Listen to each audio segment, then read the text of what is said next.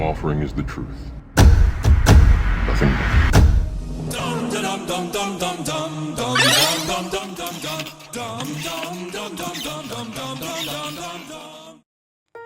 Good afternoon, everyone, and welcome to Debunking Professor DUMBdave, Episode 4. So as most of you know by now, we can't review Professor DUMBdave's reviews because he has went into the settings and deactivated the reviews so no one can see where his challenges are being debunked and no one can see the comments where people are airing him out for the fraud that he is.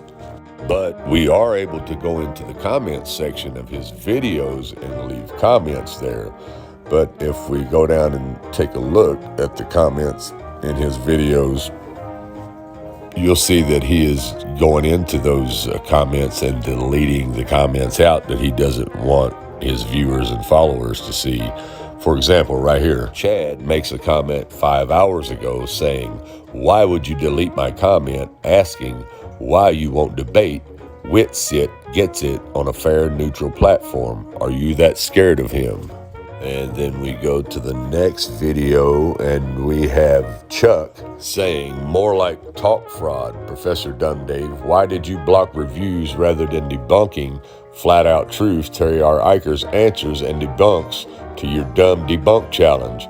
You're a flat out fraud. How much are you paying for your video scripts now, DUMBdave?" For all that didn't know, DUMBdave doesn't want conversation. He does not want to critically analyze the facts and respond to his challenge. He censored us.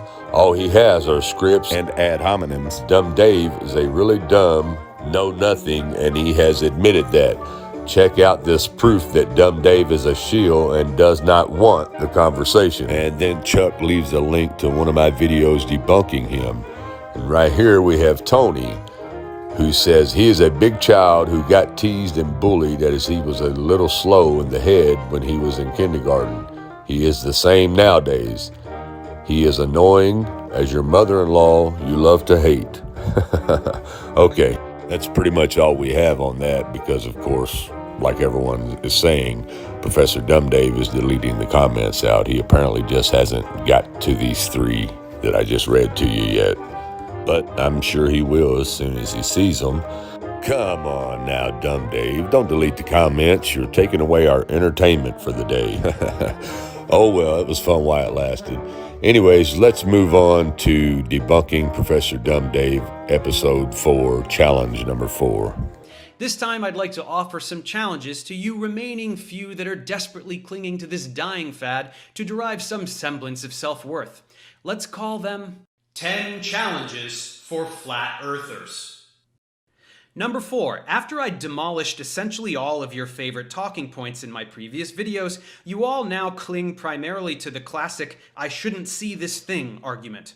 You love this one because you can lie about heights and distances, do incorrect math, and in general act incredulous without having to actually do any science. Well, every time you whine about this, the objects are always suspiciously close, such that you can fudge the numbers, and they're always over water, so you can lie about refractive effects to people who have no idea how refraction works. So try this one on for size. Show me a picture of something over land that's 1,000 miles away. Okay, now he's just being exaggerative because anybody with any common sense knows that nowhere on land are you going to take a picture that's 1,000 miles away, just for the simple fact that you would have trees or hills or buildings or landscape obstructing your view. So, Professor DUMBdave is either lying to you or he is really just that dumb. I believe it to be a little bit of both. But, for instance, everyone knows that water always finds its level and water is always flat on top, whether it's in your toilet, the bathtub, a swimming pool, a mud puddle, a lake, a pond, a river, a canal, even down to a little glass of water that you're drinking. The water level at the top of the glass will always be flat and level, no matter what. So therefore, most experiments done with a telescope or a camera are done over water because it's flat, level, and precisely accurate for camera and telescope views. So, since Professor DUMBdave claims that our experiments are a bunch of lies, let's go into the history books and show DUMBdave a real scientist performing these experiments. And we'll start with Samuel Rowbotham, who was an English inventor, writer, and utopian socialist who wrote Zetetic Astronomy, Earth Not a Globe, under the pseudonym Parallax. His work was originally published as a 16-page pamphlet in 1849 and later expanded into a book in 1865. Rowbotham's method, which he called Zetetic Astronomy, models the Earth as a flat disk centered at the North Pole and bounded along its perimeter by a wall of ice, with the sun, moon, planets, and stars moving only several thousand miles above the surface of Earth. Anyways, let's look at an old PBS educational documentary featuring Samuel Rowbotham's famous experiment.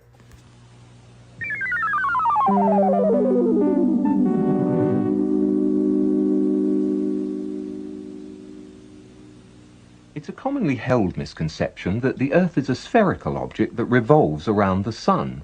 But the fact is, of course, that the Earth is a circular dish surrounded by a barrier of ice that explorers have been attempting to penetrate for centuries. Samuel Burley Rowbotham, better known throughout the scientific community as Parallax. In 1881, he had published this book, Earth Not a Globe. Outlining dozens of experiments performed over many years, it quickly became the standard authority for anti-globularists. Perhaps the most significant experiments were those carried out on a canal known as the Old Bedford Level. Located in Cambridgeshire, England, the canal is perfectly straight over an uninterrupted 6-mile stretch. While there, Parallax conducted many experiments, all towards one conclusion: to prove that the surface of the water in the canal was indeed perfectly flat. In one experiment, a boat carrying a flag rowed from one bridge to another 6 miles away. An observer with a telescope placed 8 inches above the surface of the water found that the flag and the boat were distinctly visible throughout the entire distance. If the Earth is a sphere with a circumference of 25,000 miles, then over a distance of 6 miles, the second bridge should mathematically be 16 feet below the observer's eye line. Now, you can say what you want, DUMBdave, but this historical experiment alone proves you to either be a liar or just dumb. Therefore, debunking the first part of your challenge. Now let's move on. So try this one on for size. Show me a picture of something over land that's 1,000 miles away. May I suggest the middle of the country where there's not much in the way? It's a straight shot after all, so what's the problem? Use a telescope. Pull Las Vegas into focus from Dallas, Texas. Isn't that where you have your little meeting?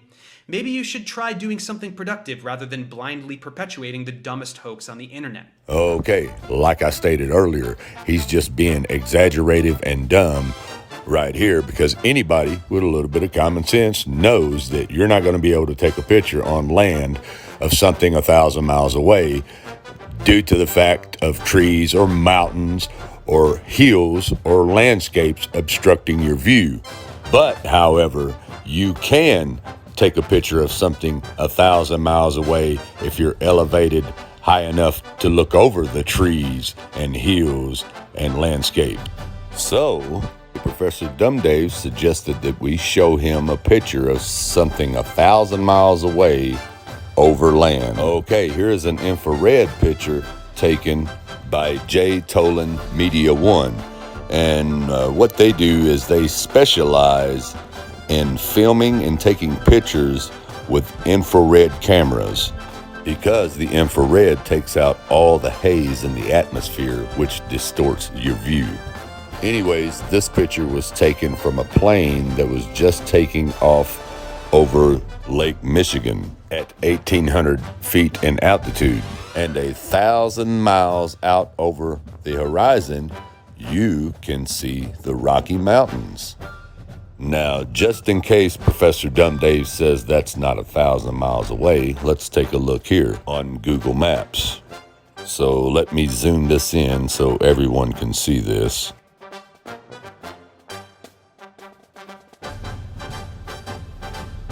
And as you can see, it's actually 1,006.78 miles from Lake Michigan. So anyways, there's your picture.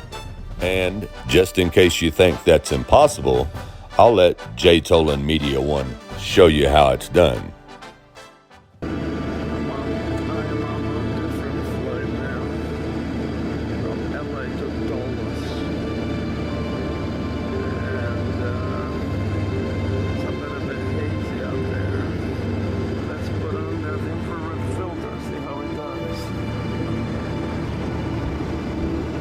So this is my infrared filter. It's a 950 nanometer long pass infrared filter. Blocks visible and lets infrared through basically. I'll be putting that on the front of the camera, and then I'll switch the camera to night shot. You'll be amazed, just watch.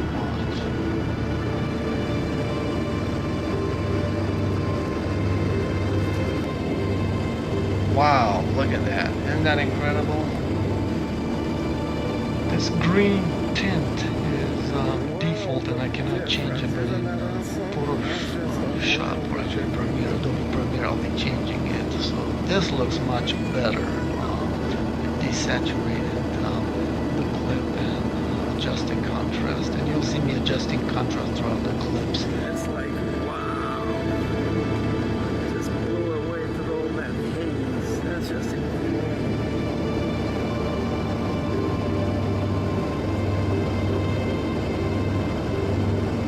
Now in the foreground, this mountain is Mount Charleston. Behind it is the Nevada test site. Now you can see Groom Lake and Papoose Lake to the left. Just incredible. Look at that.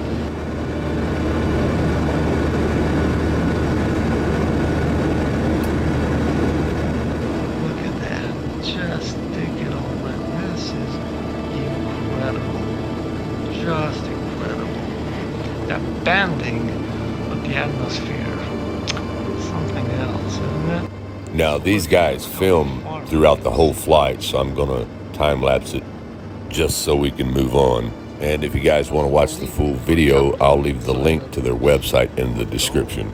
Because when we look down, it appears we're in a flat world. I mean, everybody's got to make up their own mind, but this is strange.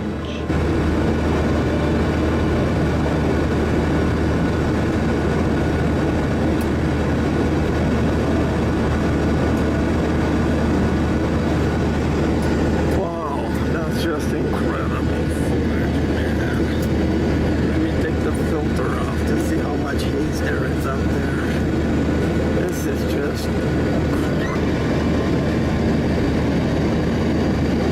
see that? Now, as you can see, these guys are really good at what they do. And as you could see with your own eyes, it's flat as a pancake and you can see everything in detail with the infrared. So this debunks the 1,000-mile-away picture part of the challenge. Now let's do one at ground level across land. And this one comes to you from Super Zoom Videos. And this guy is doing this for the Guinness Book of World Records. The video and audio that you're watching right now is being filmed from 12.4 miles away, or about 20,000 meters, which makes this the longest, furthest recorded video ever. This is the 2-foot-long lens which is going to make this possible. It's one of the longest and most efficient lenses which can allow you to shoot extremely long distances. I have no idea why anyone would actually want to have this in real life. It is a 452 times zoom, which is, well, stupid. We're going to be able to see from one end of this extremely long desert road which stretches across this giant valley for about 12 miles. I'm going to be standing all the way on the other end of that, and then we're going to have this camera fastened safe and sound right here at this little clear out here, far away from the road, but still aimed at the exact other end of it. As you can see from the final result, this is how it looks like to be filmed from 12 miles away. So I'm petitioning Guinness World Records. I'm looking right at you, Guinness, wherever you are, to basically allow me to gain this world record. And I'm going to explain to you how exactly I did that. This thing right here is an apparatus which is going to prevent too much sunlight from reaching into the lens, because of course when you have a 400+x zoom and you're filming something from nearly 13 miles away, it's going to be kind of catastrophic to the end result. If too much sunlight is entering in there, it's going to overexpose extremely high. This is the only valley in the entire country which just simply has the largest amount of open space that allows me to even attempt to do this. I really have no idea how it's going to turn out, so if you're seeing the video edited into this, that means it turned out actually good enough for me to make it into a YouTube video. I can only dearly hope that I'm actually standing in the right place to have myself filmed in, because from across this 12-mile wide valley where I have this whole camera set up, and where I'm standing at the highway at the edge of the valley, the margin of error that I have in order to stand in the right place is equivalent to about 0.001 arc seconds. To put it simply, it's very, very narrow. The chances of me standing in the exact correct spot for you to see me is about the same chance of you getting a hole-in-one in Wii Sports Golf. And the chances of me looking directly at you right now is about the same chance as you getting a hole-in-one in Wii Sports Golf about 10 times in a row. And also, as a further note that I forgot to add into this while I was recording, this was actually a 10 times further of a zoom than what the lens can offer on its own by using an updated version of the normal Canon DSLR's camera software, which allowed me to zoom in up to 10 times the distance as well that was already there, which made it technically over a 4000x zoom. Now, since we're here and I already traveled for about 45 minutes to get to the point away from where the camera is currently filming me, I guess I might as well put into perspective the amount of distance that there is between me and you right now. I am about 20,000 meters away, so as I said before, that's a very far distance, and it means even the speed of light is going to take 0.00001 seconds to reach your eyes through this camera. So technically I'm 0.0001 seconds delayed. So anyways, that's all I'm going to say for this video. If you found this to be educational, then, well, I could just say subscribe, I guess. Okay, if you can remember, in Samuel Rowbotham's experiment, at 6 miles away, the boat should have been 16 feet below the horizon. If the Earth is a sphere with a circumference of 25,000 miles, then over a distance of 6 miles, the second bridge should mathematically be 16 feet below the observer's eye line. Okay, this guy is twice the distance away, so he should be 32.5 feet below the horizon. But he's not, is he? You can see him, his whole body, right there, plain as day. And therefore, debunking the second part of Professor DUMBdave's challenge. Now there's just one little thing left in the challenge that I want to debunk. Well, every time you whine about this, the objects are always suspiciously close, such that you can fudge the numbers, and they're always over water, so you can lie about refractive effects to people who have no idea how refraction works. And they're always over water, so you can lie about refractive effects to people who have no idea how refraction works. Okay, now, Professor DUMBdave is saying that the objects are always filmed over water so that we can lie about the refraction. Now, once again, Professor DUMBdave is either lying to you or he is really this dumb. Refraction doesn't just happen over water. It also happens over land, especially highways and roads, as you can see here. And especially here in this video, notice the first semi, it looks like his tires disappear. That's due to refraction. Look at the white truck. Notice it looks like the front of his truck is missing, and then all of a sudden it comes back into view. That's refraction. So, as you can see, once again, Professor DUMBdave is lying to you and talking fast because he knows you know nothing about refraction. And now, with that being said, we have debunked Professor DUMBdave's number 4 challenge. And that completes this episode of Debunking Professor DUMBdave. So now everyone, be sure to join me in episode 5, where we debunk his number 5 challenge. Everyone, thanks for watching. Have a good evening, and God bless.